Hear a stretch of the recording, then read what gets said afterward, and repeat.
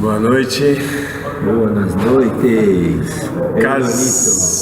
Casa de Cultura em São Miguel.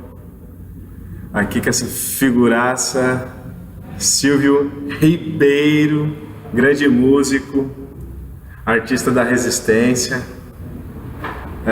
Aqui na casa conhecida como Antônio Marcos, em São Miguel Paulista. Boa noite, Silvio. Boa noite. Opa. Essa é a série Arte Sem Limites.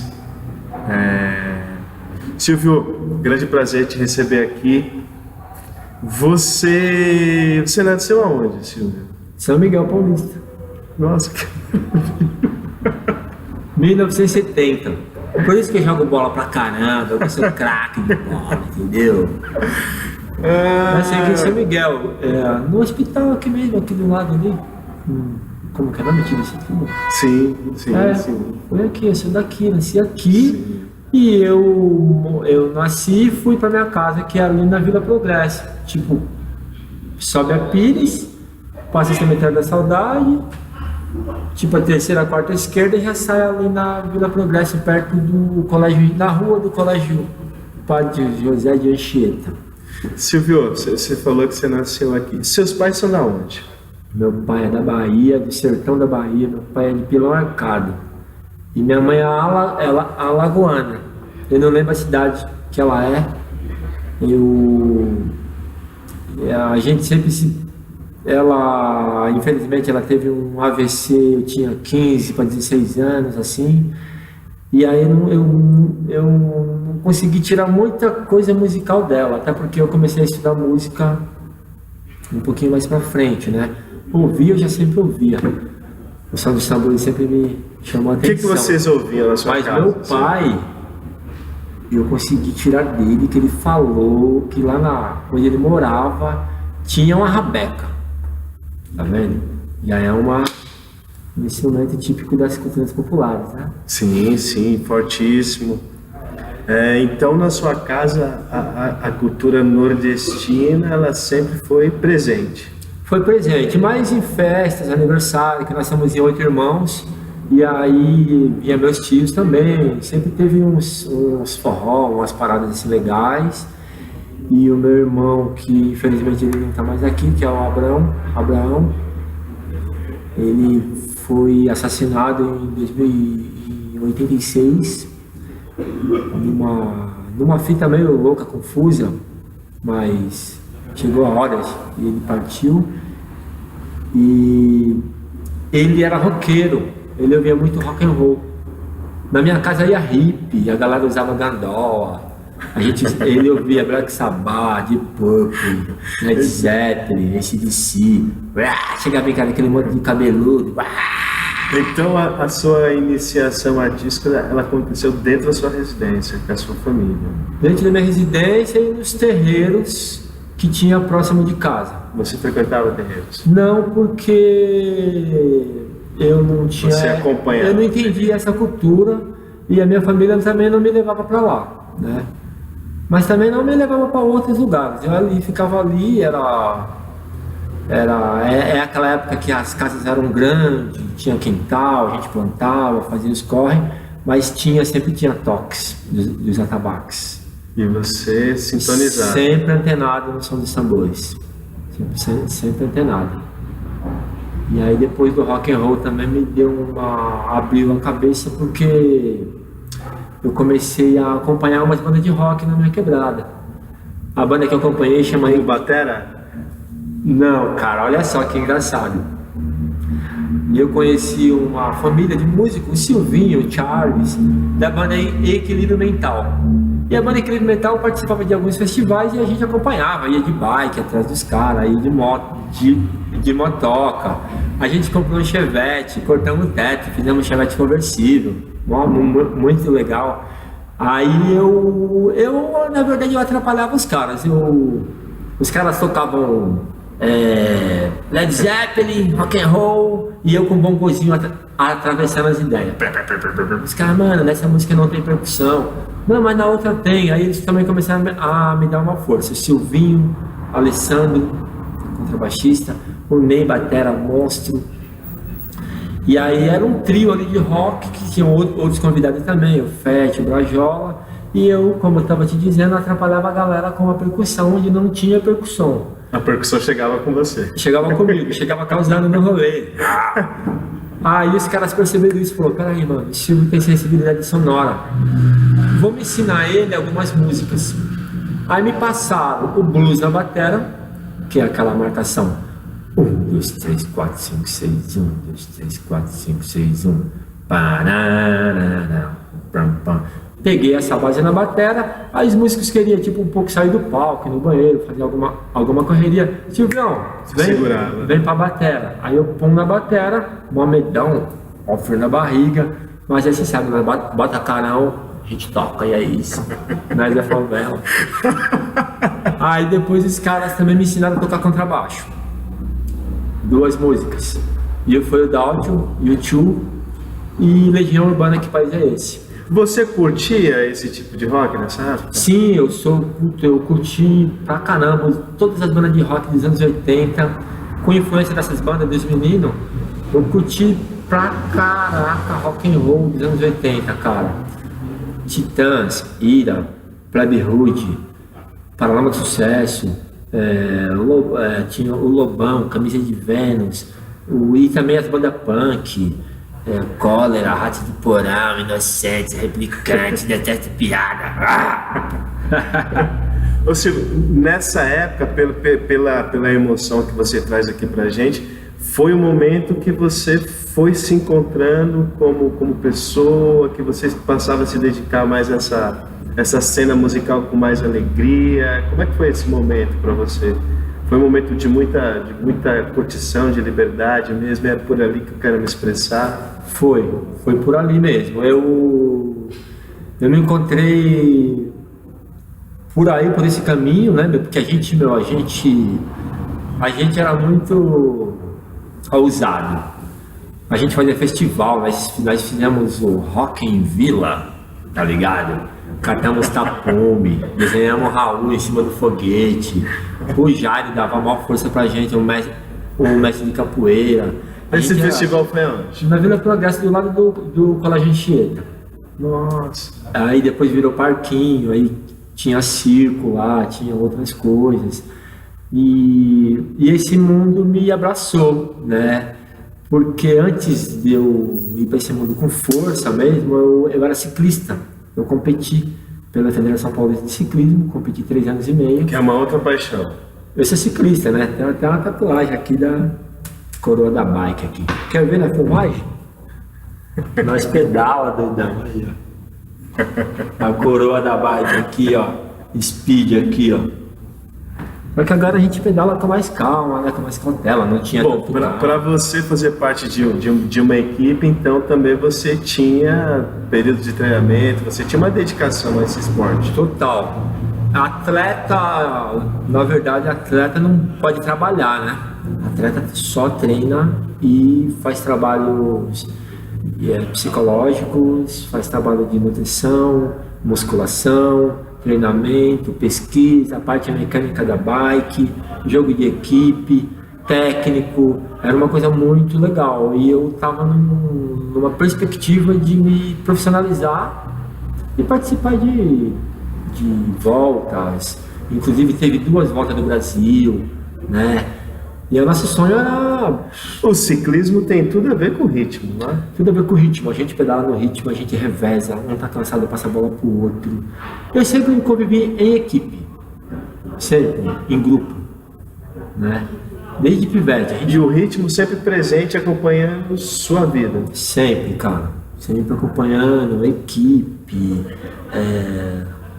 Joguei bola também, nossa, eu era muito ruim de bola, era mó onda, com tiração. E essa habilidade nas 2 pernas que você tanto fala? Opa! Bem legal, galera. É legal também que a gente passa essa questão dessa habilidade desse corpo em movimento, me ajudou na percussão, né? Eu dou oficinas, eu trabalho com educação musical. Hoje em dia, na rede pública de São Paulo, eu dou formação para professores, como dicas para os professores passar música para as crianças, propriedade do som, construção de instrumentos.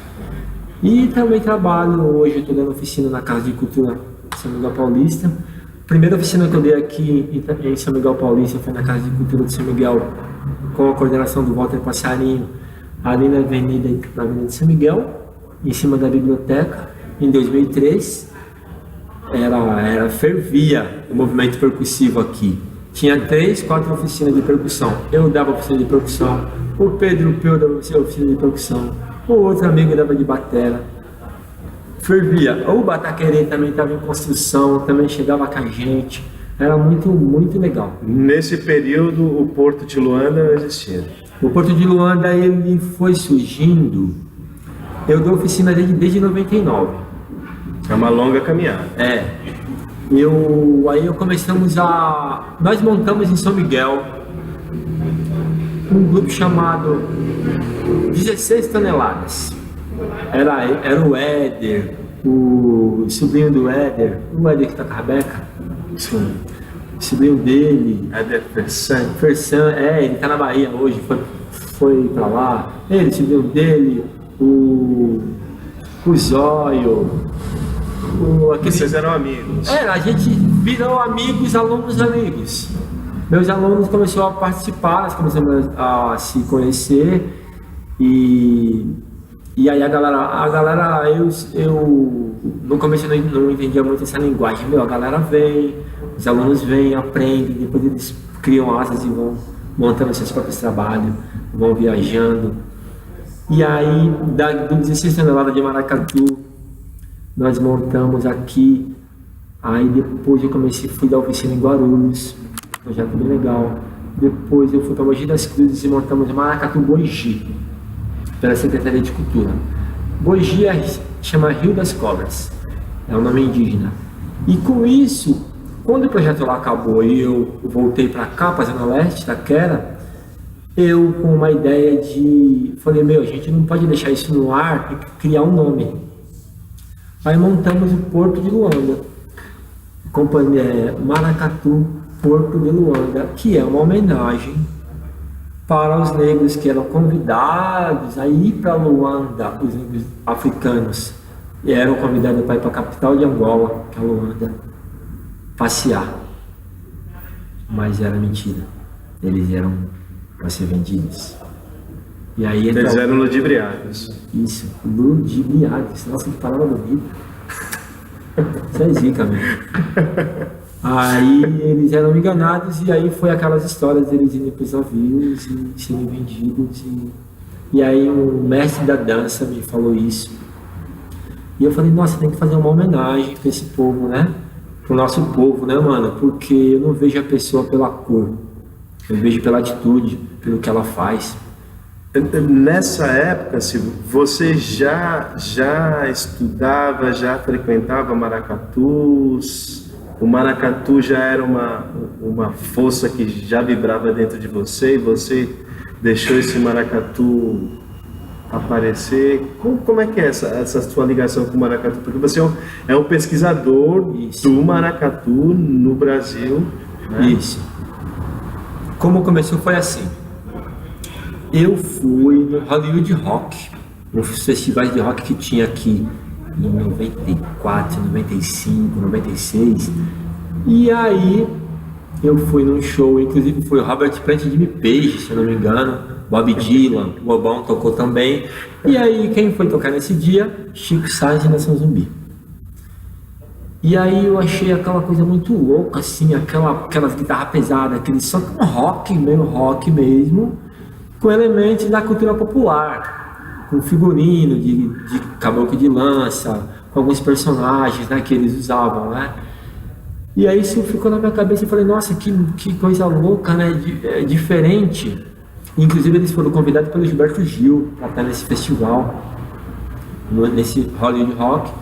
Aí, a partir daí, eu pesquisando música, eu queria trabalhar com percussão e com também história do Brasil. E como aí entrou essa Você ideia. Você queria fazer essa conexão. Essa conexão. Aí começou essa ideia de trabalhar com o maracatu de baque virado, porque ele conta uma história. tem reis, tem rainhas, tem príncipes, princesas, dançarinos, baianos, escravo, vassalo, a corte real. Pensa numa corte real linda, passando na avenida, com reis, rainha, com rei, rainha, com rainha, principalmente a rainha negra, né? Representando os reinados do Congo.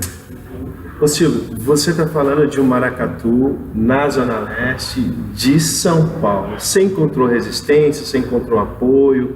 Como é que o Porto de Luanda foi visto pelos outros lugares? Porque uma coisa é o seu amor pelo maracatu e pela música. Como é que foram esses primeiros passos até o Porto de Luanda se consagrar como essa força que vem dando esse espaço, formando pessoas e mostrando nossa cultura de uma maneira belíssima? Isso. Então, só para retomar, depois desse que eu falei do Chico Sainz, sim, eu fui estudar música, parte técnica, partitura, harmonia, melodia, essas coisas. E aí, você foi para uma escola ou autodidata? Universidade Livre de Música. Ah. Eu tentei passar 2 vezes e não passei, tomei bomba. Repeti, sei lá, mas eu já estava acostumado a repetir, já tinha repetido em outras. E os critérios de avaliação também são duvidosos, né? Umas coisas malucas. Eu queria andar de bike, não queria ficar parado, né? Era isso. E aí já fui convidado a me retirar da escola. Mas tudo bem. Hoje eu dou aula. E eu tenho 2 amigos, o G da flauta e o Paulo Roberto, Paulo Souza do sax. Começaram a me dar uns toques sobre as partituras. Eu falei, legal, gostei. A gente fazia alguns ensaios ali e tal. E aí me deram uma dica. Aí na terceira tentativa da Universidade Livre de Música, eu já entrei como nível intermediário. Não entrei mais como nível iniciante. Até pela minha idade, eu já tinha 30. E se eu fosse entrar como iniciante, eu teria que entrar com criança, adolescente. Você acha que essa burocracia ela impede que muitos valores tenham essa oportunidade de conhecer um pouco de técnica dentro das faculdades? Porque você teve 2 momentos, você foi uma pessoa insistente. Sim. Você poderia não tentar pela terceira vez, você já tinha uma carreira que já estava se desenhando. Eu tentei pela terceira vez, porque era, na época, quem estivesse estudando na ULM, Universidade Livre de Música, tá? Que tinha que saber música. Você não precisava de saber ler nomes, ler palavras. Você tinha que saber aprender a tocar. O lance lá é tocar. Todo mundo que estudava lá tinha trabalho, porque os professores eram muito bons. Eu tive aula com o Alexandre Biondi, com o Ari Colares, com o Nenê, que tocou com a Elis Regina. Sabe que os caras top. E as aulas lá eram assim, 12h, 14h, 10h da manhã. Como é que eu vou trabalhar nesse horário comercial? Então o músico trabalha à noite, né? Ou final de semana. E como você conciliava assim? Eu comecei a estudar lá e automaticamente meu currículo já deu uma melhorada. Aí eu comecei a soltar currículo para dentro do conteúdo e começaram a me chamar para dar oficina, cara. Aí começou a bombar, vários trabalhos com oficina e tocar também, gravar. Eu conciliava. Aí eu fiquei lá 2 anos e meio, 3 anos, e lá eu encontrei o Éder Rocha. Ele foi dar um workshop de maracatu de baque virado, o tema da Nação Estrela Brilhante de Recife, e ele trouxe pra gente tudo escrito, as partituras de todos os instrumentos. Pra mim, abriu assim minha cabeça, assim, tipo, ó, alfaia, bongue, chequerê, mineiro, todos os elementos da percussão do maracatu ele transpôs. Como ele foi músico de orquestra por muitos anos, né? Então ele escreve muito bem. E hoje ele tem a escola prego batido, né? Na zona oeste. Um salve. Salve o Éder Rocha, jogo bom, o brother, tamo junto. Aí é isso, depois eu fiquei já, tipo assim, de 99 pra cá, eu só trabalho com arte, trabalho direto, tem bastante demanda. No meio do processo veio uma outra pessoa fundamental na minha vida, o Beto, o professor. Ele é professor de matemática. Ai, gente, desculpa, não lembro.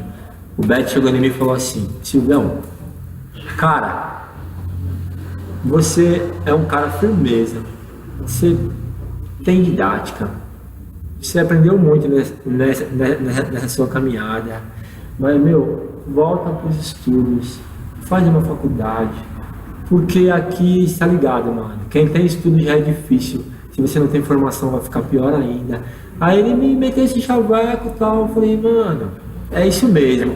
Ele te convenceu? Me convenceu a voltar para a escola convencional. Aí eu fui na escola, ele me inscreveu na escola dele, fiz matrícula, fiz supletivo do segundo colegial e o terceiro.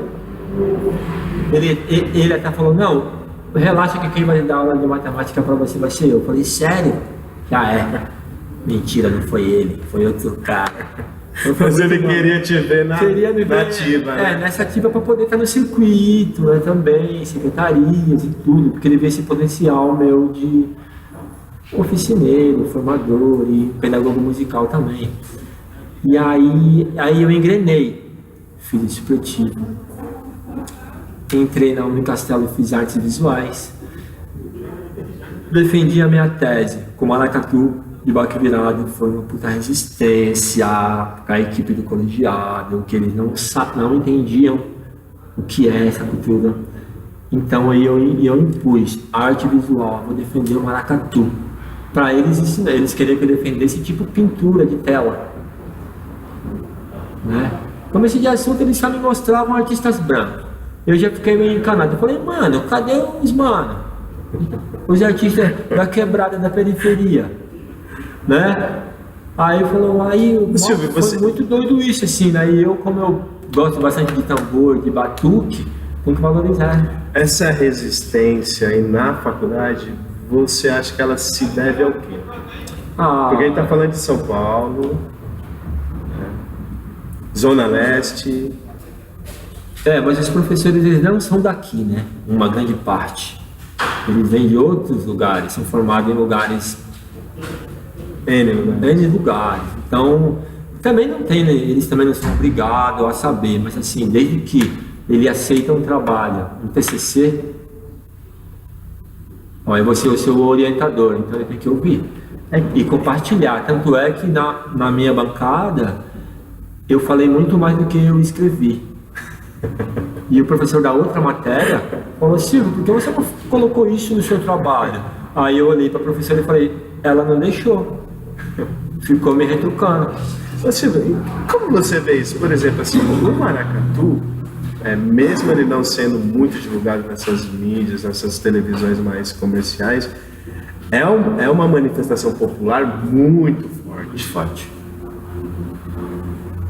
A pessoa pode não gostar, ela pode dizer que, sei lá, ela não conhece profundamente, mas ela já ouviu a palavra maracatu, associa alguns elementos, que nem você falou da questão do conjunto, né? Porque é muito extenso o maracatu. É muito extenso. Maracatu não é uma palavra, tá?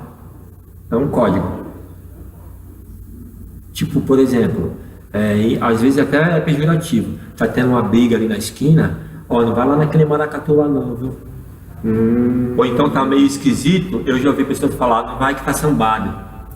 Não, tá sambado, não vai lá não. Então rola essas coisas. Mas também tem código, maracatu, tu maracatu. Fica esperto que tá vindo a polícia e pode pegar esses tambores e furar as peles. Então era código também de segurança. Isso das histórias dos mestres, né? Porque a nossa pesquisa, a gente pesquisa algumas nações tradicionais de maracatu. A nação mais antiga é de 1800, nação Leão Coroado. Isso lá em Pernambuco. Aí tem depois tem essa aqui. Eles estão na ativa. Então, já parou, já voltou, agora voltou de novo. Leão Resistência. 1800. Aí tem 1828, Igaraçu, que é esse aqui é o bloco Aláfia, do mestre Gilmar. Ela é um braço da nação oceano-brilhante de Igaraçu, que é de 1828, de família, passando de pai para filho, para neto e tal. Aí tem outra que é de 1860, tem outras que já é de 1914, outra de 1906, Tem as mais novas também, né? Silvio, você poderia mostrar pra gente alguma coisa da sonora do maracatu? Sim. Então, pessoal, só para frisar uma coisa, a gente, conversando com os mestres lá em Pernambuco, Porto de Luanda trabalha com a cultura das nações do maracatu, os mestres me autorizaram a trabalhar como representação artística. A gente vai voltar no Porto. Nós não é nação de maracatu. O Porto de Luanda é uma representação, ele faz uma representação artística de maracatu e de outros brinquedos populares também, tá? A diferença, hein? Ela tá na sua questão de observar o que vem de tradição e mostrar para as pessoas no Porto? Tem a tradição e tem a parte da religiosidade, tá? Eu já ouvi histórias, né, que o maracatu, por exemplo, todas as nações, a maioria toca para a Nossa Senhora do Rosário. Já me disseram, eu já li coisas, o maracatu ele veio desse catolicismo, Nossa Senhora do Rosário. Outras pessoas já me falaram, e eu já ouvi também reportagem, não, maracatu é um candomblé, é um terreiro. Então, tipo, tem essas duas ligações. Elas são assumidas. Elas são assumidas, mas eu percebo que tem que ter cautela também nessa explicação. Porque como ela é uma cultura religiosa e também é profana, porque quando você vai para a rua brincar, é o profano. E quando você quer unir pessoas, você tem que ter essa cautela, né? Porque hoje em dia tem muitas arestas, né? Não vai ali, é brincadeira de macumbeiro, é não sei o quê, ou não, é católico, ou não é. Então a gente tem que ter esse cuidado, contar um pouco das histórias. Hoje em dia tem bastante conteúdo, né? Maior sorte nossa. Eu também entrei na facul para defender o baque virado, ou o maracatu também. Outras pessoas também fizeram formação, mestrado. Tem mestres que defendem maracatu, tem doutores que estão defendendo. Então a academia também já tem várias livros. Se abriu, teve que se abrir. Tanto para o maracatu, para o boi do Maranhão, o jongo, o caboclinho, para a ciranda, o boi bumbá, para outros brinquedos populares que existem por esse Brasil inteiro, a viola caipira, a viola de coxo. Isso tudo hoje está servindo, a gente faz trabalhos científicos, e é trabalho científico, né? Sim. O brinquedo não para, ele está vivo. Você vai fazer uma demonstração pra gente? Então aqui temos aqui um gonguezinho.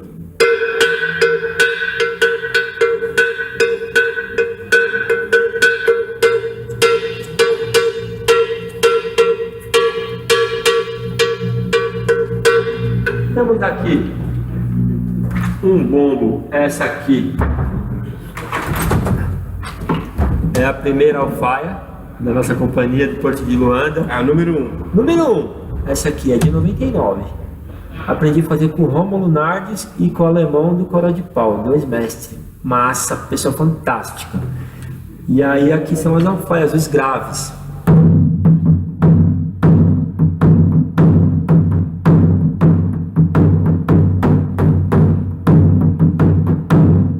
E para dar um molho, tempero, o swing, nós temos os tarol, né? As caixas aqui, ó.